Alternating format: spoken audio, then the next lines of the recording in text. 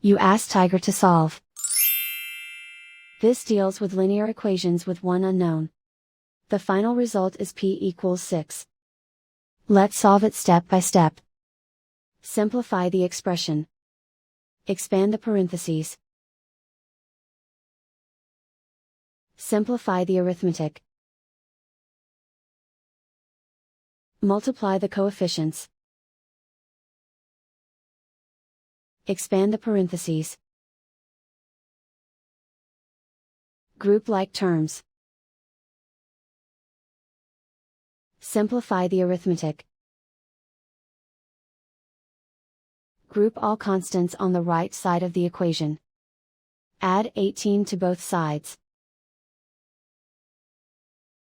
Simplify the arithmetic.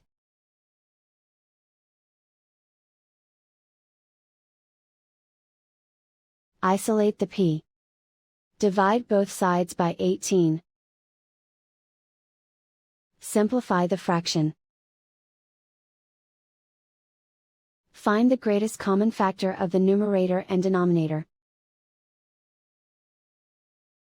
Factor out and cancel the greatest common factor.